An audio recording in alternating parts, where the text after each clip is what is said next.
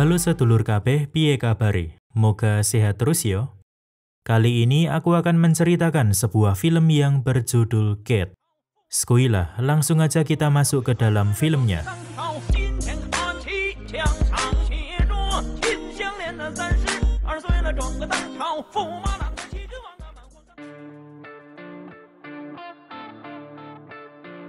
Seorang sniper ditugaskan untuk membunuh seorang anggota Yakuza. Ia bernama Cat. Setelah diberi arahan oleh atasannya yaitu Ferik, ia langsung memulai aksinya dengan menghajar beberapa orang penjaga, kemudian naik ke atas bangunan. Lalu tampak target turun dari mobil bersama bocah perempuan. Awalnya Cat sempat ragu, namun ia terus didesak untuk menembak sekarang juga. Dan alhasil, hal ini membuat bocah itu berteriak meminta tolong. Sementara di mobil satunya lagi, tampak bos Yakuza bernama Kijima yang pergi begitu saja. Suatu ketika, Cat memutuskan untuk pensiun karena ingin menjalani kehidupan normal. Selain itu, ia juga masih merasa bersalah atas kejadian di Osaka saat itu. Ferik pun menghargai keputusan itu. Namun ada satu misi terakhir yang harus dikerjakan, dan Cat pun setuju. Suatu malam, Cat dihampiri oleh seorang pria saat sedang nongkrong di bar. Pria bernama Steven ini mengajaknya basa-basi, sampai akhirnya mereka nana-nina di sebuah kamar hotel. Di sini Cat juga sempat melihat alamat Steven melalui KTP di dompetnya. Dan tak lama kemudian, ia mendapatkan info mengenai misi terakhirnya sebelum pensiun. Ia pun pamit meninggalkan Steven di sana bersama sebotol wine yang sudah habis diminumnya. Dari atas sebuah gedung, Cat akan melancarkan aksinya. Targetnya kali ini adalah Kijima, bos Yakuza di awal film tadi. Namun saat hendak menembak, tiba-tiba ia merasakan sesuatu yang aneh pada dirinya. Hal ini membuat tembakannya meleset sehingga hanya mengenai lengan Kijima. Sempat ia mencoba menembaknya lagi, tetapi semua itu sia-sia. Cat turun dari atas gedung sambil menahan rasa sakit. Setelah itu, ia merampas sebuah mobil untuk kabur dari sana. Sayangnya, keberadaannya diketahui oleh Yakuza dan terjadilah aksi pengejaran.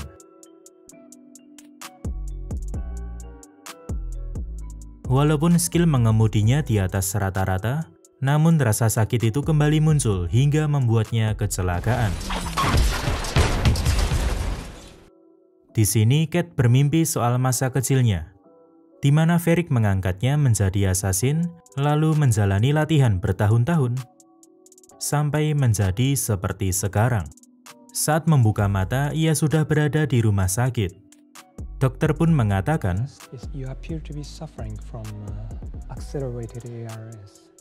dan hidupnya sudah tidak akan lama lagi, yaitu hanya sekitar 24 jam.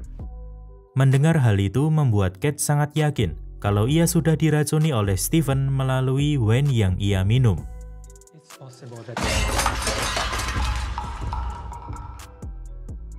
Ia pun bergegas pergi dari sana dengan menyelinap, kemudian mencuri pistol seorang polisi, dan meminta obat stimulan pada dokter agar ia bisa bertahan dari efek keracunannya. Cat mempunyai tujuan untuk balas dendam pada Steven. Namun Steven mengatakan kalau ia terpaksa melakukan ini atas ancaman Kazuo Sato, yaitu seorang anggota Yakuza sekaligus pengelola klub Yakuza. Ia pun tidak tahu kalau ternyata obat itu adalah racun.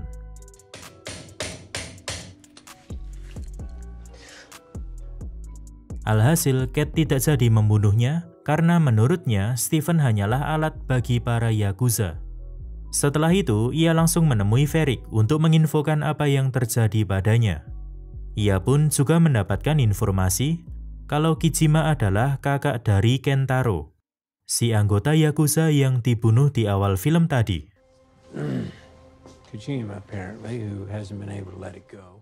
Cat pun bisa menyimpulkan kalau Kijima hendak balas dendam padanya.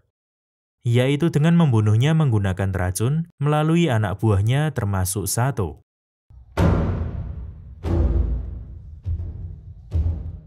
Kemudian Cat mendatangi markas Sato. Ia masuk ke dalam sebuah ruangan lalu menembak seorang di antaranya. Di sini Sato mengakui kalau ia telah meracuni Cat karena mengikuti perintah. Lalu Cat bertanya di mana si Kijima. Namun karena menjawab tidak tahu, kepala Sato langsung ditembak. Kini hanya tinggal seorang Yakuza di dalam ruangan itu. Dan tak lama kemudian para anggota Yakuza yang lain muncul.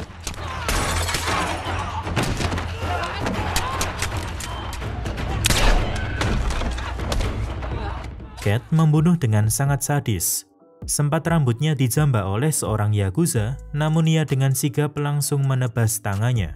Singkatnya, hanya tersisa seorang Yakuza di dalam bangunan itu. Dengan terpaksa, pria ini memberikan petunjuk pada Cat untuk menemui Ani, yaitu keponakan Kijima yang pasti bisa membawanya pada Kijima. Atas petunjuk dari pria tadi, sampailah Cat di sebuah tempat, di mana Ani sedang menonton konser. Ternyata, Ani yang dimaksud adalah bocah perempuan di awal film tadi. Tanpa membuang banyak waktu, ia langsung menghajar pengawal Ani, lalu membawa Ani pergi. Merasa dalam bahaya, Ani sempat mencoba kabur.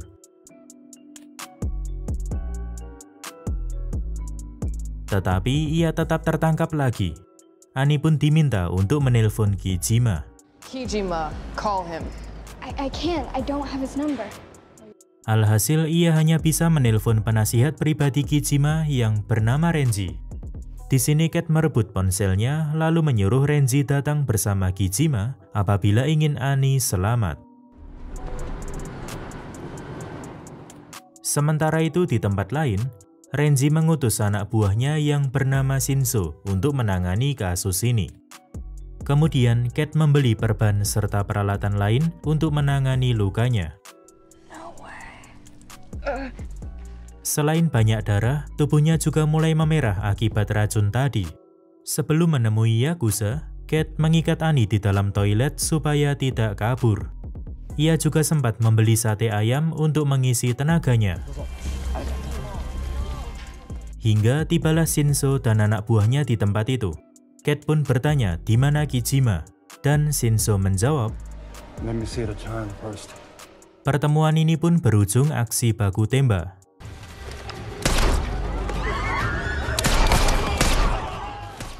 Meski harus melawan banyak orang dengan kondisi tubuh tidak prima, Cat masih mampu menghabisi para musuhnya.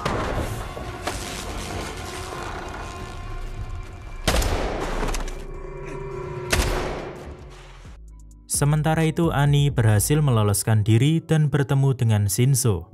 Namun di luar dugaan, Shinso malah hendak membunuhnya. Untunglah tak lama kemudian Cat membunuh para Yakuza ini satu persatu. Setelah itu, Ani memohon untuk diizinkan ikut bersama Cat karena tidak ada tempat aman baginya. My own family wants me gone. Where the fuck will I go? Not my problem. Ia pun yakin kalau semua itu adalah perintah pamannya sendiri, yaitu Kijima. Jadi ternyata Ani adalah anak dari Kentaro. Dan selama ini ia meyakini kalau ayahnya sudah dibunuh oleh Kijima demi suatu kepentingan. Di sini perasaan bersalah Cat kembali muncul karena sebenarnya Kentaro dibunuh olehnya. Tetapi ia masih belum siap mengatakan kebenaran itu. Sambil menyuntikkan obat stimulan ke tubuhnya, Cat mengizinkan Ani untuk ikut dengannya. Melihat baju Cat berlumuran darah, Ani memberikannya baju baru. Lalu mereka istirahat sejenak sambil menyusun rencana selanjutnya, di mana mereka akan mendatangi rumah kekasih laki-laki Renji yang bernama Jojima. Untunglah Ani masih mempunyai akses untuk masuk ke sana, dan di depan Jojima ia mengatakan, seketika itu juga Cat datang sambil menanyakan di mana Renji. Namun karena tidak mendapatkan jawaban, Cat hendak membunuhnya. Sebelum itu Ani diminta untuk menutup tirai, tetapi ia salah menekan tombol dan malah memutar lagu cukup keras. Alhasil perhatian Cat teralihkan dan Chojima menyerangnya.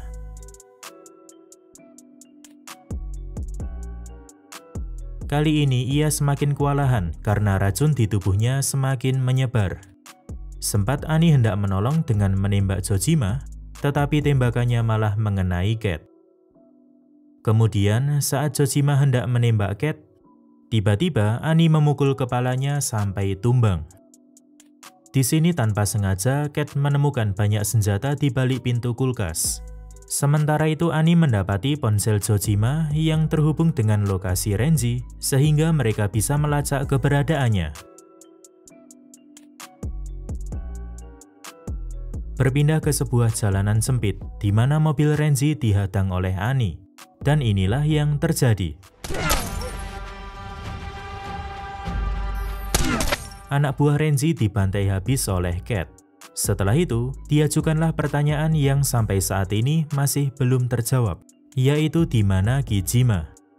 Dengan didukung oleh ancaman dari Annie, membuat Renji terpaksa buka mulut. Renji menginfokan kalau saat itu Kijima sempat mengatakan sebuah kalimat yang berbunyi berada di antara keluarga. Namun ia tidak tahu maksud dari kalimat itu. Tetapi untunglah Annie tahu tempat yang dimaksud. Sebelum pergi ke sana, Cat menelpon Varric untuk menginfokan kalau ia sudah menemukan Kijima. Mengetahui hal itu, Varric hendak mengirimkan bantuan, tetapi tawaran itu langsung ditolak.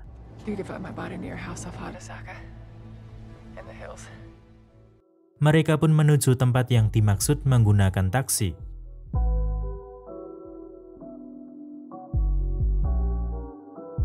Sesampainya di sana, Cat hendak masuk sendirian karena di dalam sangat berbahaya. Ia pun menyuruh Annie pergi dan menjalani kehidupan dengan baik setelah kejadian ini. Meskipun merasa khawatir, terpaksa Annie menuruti perkataan itu. Namun baru berjalan beberapa langkah, tiba-tiba penyakitnya kembali kambuh. Alhasil Cat langsung menyuntikkan obat stimulannya, sehingga hanya tersisa 1 suntikan lagi. Di dalam, tampak Kijima yang duduk sendirian tanpa penjagaan dari siapapun. Dan disinilah Kijima mengungkap sebuah kebenaran.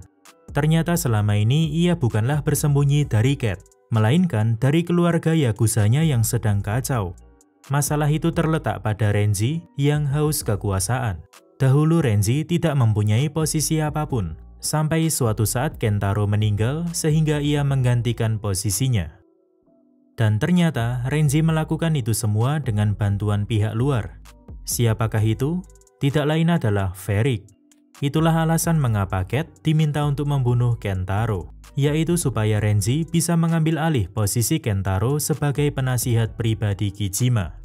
Kijima juga yakin kalau posisinya juga akan direbut. Sementara itu, di luar sana Varric mendatangi Annie sambil mengatakan sebuah kebenaran soal ayah Annie yang sudah dibunuh oleh Cat. Kijima sama sekali tidak dendam kepada Cat yang sudah membunuh adiknya. Ia pun merasa lalai dalam menjaga Kentaro adiknya, serta Annie keponakannya. Maka dari itu ia ingin menebus semua dosanya dengan meminta Cat membunuhnya. Dan tak lama kemudian terdengarlah suara tembakan. Setelah mengetahui kejadian sebenarnya, Annie hendak membunuh Cat. Cat pun rela dibunuh, namun ia melarang Annie untuk ikut dengan Varric yang sudah pasti merencanakan hal buruk. Sayangnya Annie tidak menghiraukannya dan langsung menembak Cat, kemudian pergi bersama Varric. Tetapi untunglah Cat masih hidup. Begitu pula dengan Kijima yang ternyata tidak jadi dibunuh. Alhasil mereka pun memutuskan untuk saling bekerja sama. Dalam perjalanan, Kijima menjelaskan kalau ia sama sekali tidak pernah meracuni Cat. Jadi, semua itu adalah murni perbuatan Renji. Sementara itu, Varric dan Annie sudah sampai di markas Renji. Ternyata, selama ini Varric membantu Renji karena ia juga mengincar posisi di dalam Yakuza. Annie yang mendengar pembicaraan itu pun mulai merasa curiga. Singkatnya, Cat sampai di markas Renji dengan didampingi oleh Kijima serta anak buahnya. Lalu terjadilah baku tembak yang cukup alot, di mana pihak Cat masih mendominasi. Mengetahui hal ini, tentunya Varric tidak tinggal diam. ia mengirimkan pasukan khusus untuk menyerang di dalam gelap.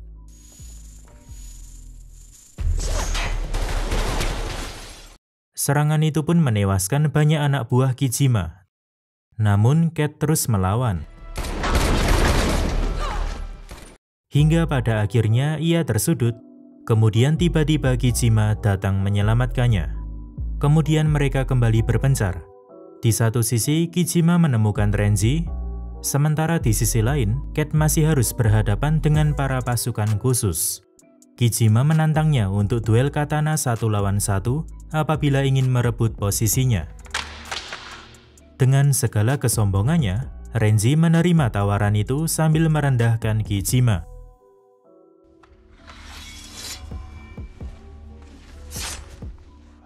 Namun baru saja dimulai, Renji langsung tewas.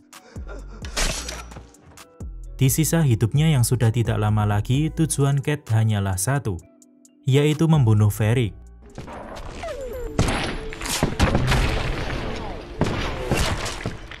Ia pun bisa menghadapi gempuran pasukan khusus itu,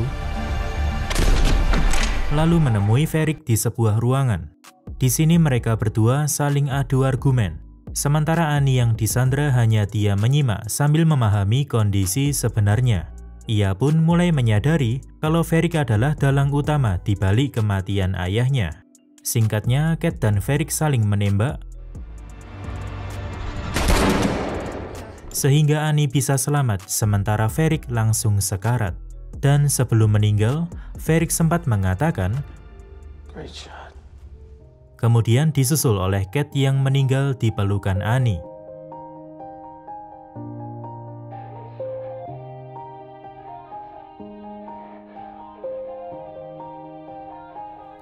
Yeah. Everybody knows that I'm breaking down. Everybody knows I ain't faking now. Everybody knows my heart's vacant now. Yeah, she hates me now. I made mistakes.